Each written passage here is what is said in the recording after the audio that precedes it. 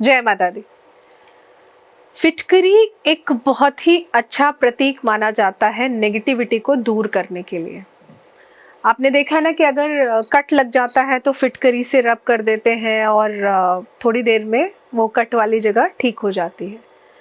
तो मैं आज आप सभी के लिए लेकर आई हूँ खास अचूक उपाय जो कि करने फिटकरी से हैं, लेकिन उन उपायों का करने का तरीका अलग है और अलग अलग तरीके से आप एक ही फिटकरी से कई चमत्कारी उपाय भी कर सकते हैं। तो फिटकरी के अचूक उपायों में सबसे पहला उपाय जो आपके घर में बरकत जरूर दिलाएगा। अगर आपके घर में नेगेटिविटी बहुत ज़्यादा रहती है, हाँ, ज्योतिष के अनुसार अगर आपके ग्रहों की स्थितियां अच्छी नहीं चल रही हैं, परेशानियां दूर नहीं हो रही हैं, तो ऐसे में वो कौन सा खास उपाय है जिसको आप करके उत्तम फल प्राप्त कर सकते हैं। हमारे ग्रहों की स्थिति के अनुसार घर में नकारात्मक ऊर्जा के कारण देखा होगा कि सदस्यों को कई तरीके की परेशानियों का सामना करना पड़ता है। किसी को मेंटली, किसी को फिजिकली, किसी को इमोशनली, किसी को फाइनेंशियली। इन परेशानियों से छुटकारा पाने के लिए फिटकरी का वो कौन सा खास उपाय है या वो कौन कौन से उपाय हैं, मैं ये कहूँगी, जिससे कि आपको कार्य सिद्धि ज़रूर मिलेगी।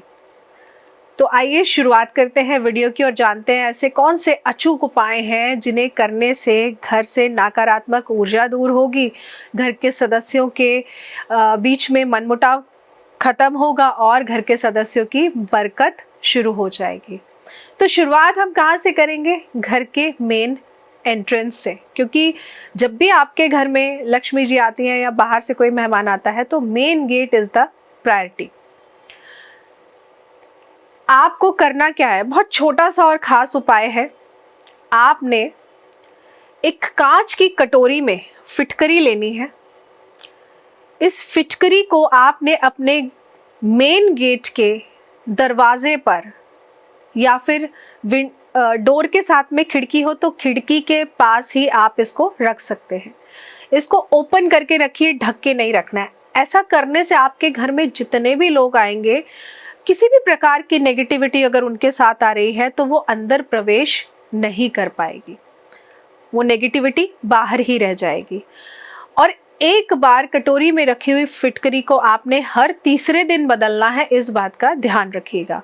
लेकिन अगर आपको लगता है कि आपने फिटकरी आज रखी और कल ही फिटकरी का कलर एकदम से बदल गया है तो उसको फेंक दीजिए। और ये फिटकरी आपने फेंकनी कहाँ है? अब ये बहुत इंपॉर्टेंट चीज़ है। कभी भी खुले में डस्टबिन में मत फेंकिए, इसको पेपर में रैप करके ही आप थ्रो करिए। इसके साथ में फिटकरी का पानी का पोछा हर शनिवार आपको ज़रूर लगवाना चाहिए। ऐसा करने से भी आपके घर की नेगेटिविटी दूर होती है और पॉजिटिव ऊर्जा का संचार आपके घर में बढ़ने लगता है।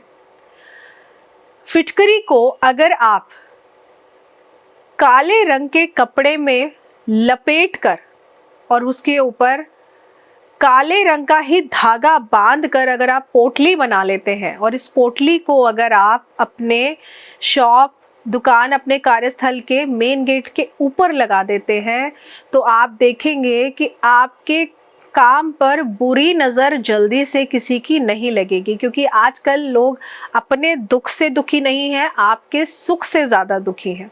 तो ऐसा करने से भी बुरी नज़र आपके कार्यस्थल से दूर रहेगी।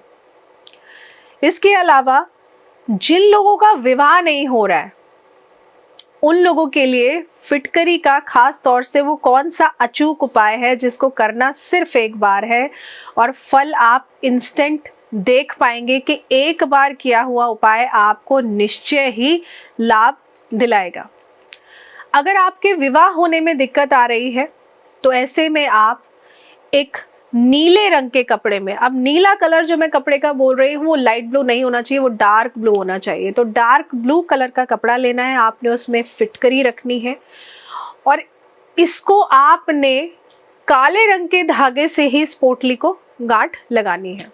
इसके पश्चात ये पोटली आपने अपने सिरहाने रख लेनी है। ये पोटली 11 दिन आप अपने सिरहाने रखिए। 12वें दिन आप अपने सिर के ऊपर से 7 बार एंटी क्लॉकवाइज घुमाकर इस पोटली को चलते हुए पानी में जल प्रवाह कराइए।